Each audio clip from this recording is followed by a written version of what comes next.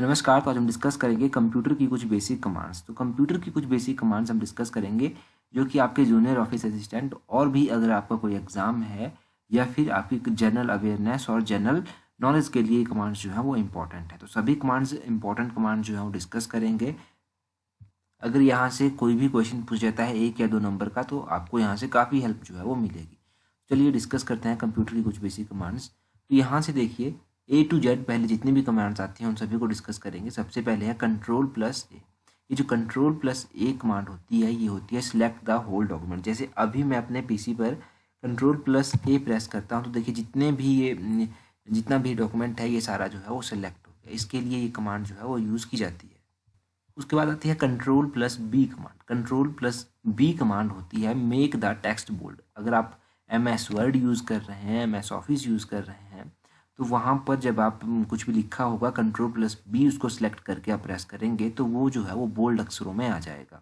तो उसके लिए ये कमांड जो है वो यूज़ होती है। कंट्रोल प्लस सी ये कॉपी के लिए यूज़ होती है, बिल्कुल बेसिक कमांड है। आप कुछ भी सिलेक्ट कीजिए, कंट्रोल प्लस सी सिलेक्ट कीजिए और यहाँ से जितना भी टेक्स्ट होगा वो सारा कॉपी हो जाएगा। कंट्रोल प्लस डी ये होती है डबल अंडरलाइन टेक्स्ट, यानी कि टेक्स्ट को अगर आपने डबल अंडरलाइन करना है तो उसके लिए ये कमांड यूज़ होती है। कंट्रोल प्लस ई कमांड। कंट्रोल प्लस ई कमांड किसके लिए यूज़ होती है? ये कमांड होती है टेक्स्ट इन सेंटर अलाइनमेंट। तो टेक्स्ट को अगर आपने सेंटर में लाना है तो ये कमांड जो है वो यूज़ होती है। अब देखिए यहाँ पर मैंने ऑल एग्ज़ाम लिखा है, मैं कंट्रोल प्लस ए प्रेस करूँगा तो क्या होगा, ये सिलेक्ट हो जाएगी।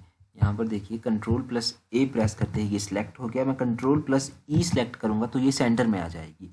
तो इसके लिए ये सेंटर की कमांड यूज़ होती है। कंट्रोल प्लस बी प्रेस करते ही ये बोल्ड अक्षरों में आ गया। तो इस तरह से ये कमांड्स यूज़ होंगी। कंट्रोल प्लस एफ कमांड की बात करें तो एफ कमांड जो है वो फाइंड एंड रिप्लेस के लिए होती है। कुछ भी फाइंड करना है या रिप्लेस करना है तो कंट्रोल प्लस एफ कमांड जो है वो यूज़ होगी। कंट्रोल प्लस आई कमांड जो है वो होती है मेक द टेक्स्ट इटैलिक्स। तो यानी कि यहाँ पर बोल्ड अक्षरों के लिए यूज़ हुई थी कंट्रोल प्लस बी और यहाँ पर इटैलिक, यानी कि इटैलिक में कोई आपको अक्षर करना है तो उसके लिए ये यूज़ होगी।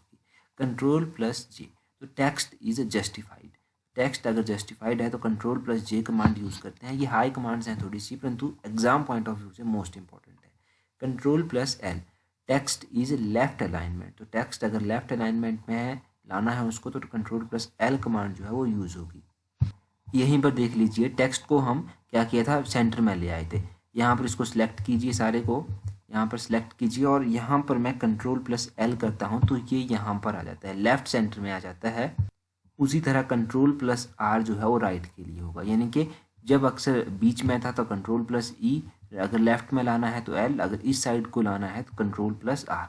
Control plus U underline the text. अगर टेक्स्ट को अंडरलाइन करना है तो कंट्रोल प्लस यू हम प्रेस करेंगे। कंट्रोल प्लस वी पेस्ट के लिए। कंट्रोल प्लस सी था कॉपी के लिए और कॉपी के बाद अगर आपको पेस्ट करना है तो कंट्रोल प्लस वी प्रेस कर सकते हैं।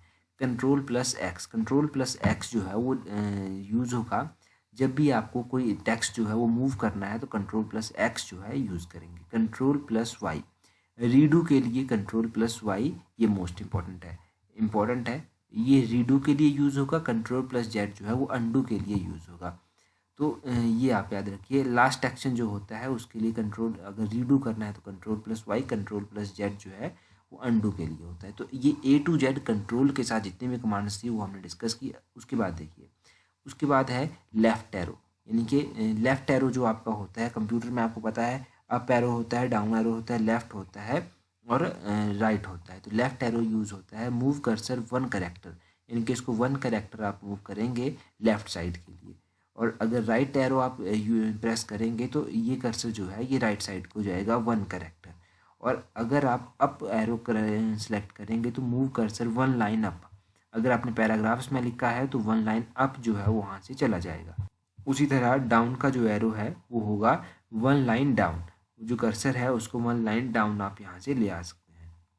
उसके बाद और भी ज़्यादा इंपॉर्टेंट कमांड्स देखिए, ये है shift plus left arrow. Shift plus left arrow होगा move cursor with selection of the left, selection to the left. तो कर्सर जो है उसको लेफ्ट के लिए सिलेक्शन के साथ आपको मूव करना है। Control plus right arrow move cursor with selection to right. तो सिलेक्शन टू राइट के लिए आप इसको यहाँ से कर सकते हैं control plus left arrow. Control plus left arrow जो है वो यूज़ होता है to the beginning of word. इनके बिगिनिंग ऑफ वर्ड के लिए आप ले जा सकते हैं कंट्रोल प्लस राइट एरो, तो go to the end of the word. अगर वर्ड के एंड में आपको जाना है तो कंट्रोल प्लस राइट एरो आपको प्रेस करना पड़ेगा। अब ये कुछ हमने कमांड्स डिस्कस की शिफ्ट और कंट्रोल की, तो इनको एक बार प्रैक्टिकल रूप से देख लेते। अभी देखिए कर्सर जो है हमारा यहाँ पर है, अगर आपको इसको यहाँ पर ले जाना है तो आप क्या करेंगे, यानी कि आपको लेफ्ट साइड इसको ले जाना है तो कंट्रोल प्लस लेफ्ट कीजिए, ये कर्सर यहाँ पर चला जाएगा। अब आप इसको राइट एंड पर ले जाना है तो क्या करेंगे, कंट्रोल प्लस राइट एरो जो है वो प्रेस करेंगे तो ये सीधा यहाँ पर आ जाएगा। यहाँ से आई होप कि कुछ आपको समझ आया होगा। उसके बाद होम की जो बटन होता है वो होता है go to the beginning of the line, end का जो बटन होता है go to the end of the line, control plus home होता है वो होता है go to the start of document, control plus end होता है वो होता है go to the end of the document, और शिफ्ट प्लस होम होता है वो होता है go and select from the beginning of the line, यानी कि बिगिनिंग ऑफ द लाइन से लेकर आपको जितना भी है वो सिलेक्ट करना है। शिफ्ट प्लस एंड होता है go and select till and of the line, यानी कि एंड लाइन के एंड तक आपको सिलेक्ट करना है। उसके बाद इंसर्ट का बटन जो होता है वो होता है इंसर्ट मोड ऑन ऑफ, तो इंसर्ट का जो मोड है वो ऑन ऑफ यहाँ से होता है। पेज अप होता है मूव वन स्क्रीन अप, तो मूव वन स्क्रीन अप करना है तो पेज अप होगा, पेज डाउन करना है तो मूव वन स्क्रीन डाउन होगा। Control plus shift plus B होगा तो ये होगा सबस्क्रिप्ट के लिए, और control plus shift plus B होगा तो ये होगा सुपर स्क्रिप्ट के लिए।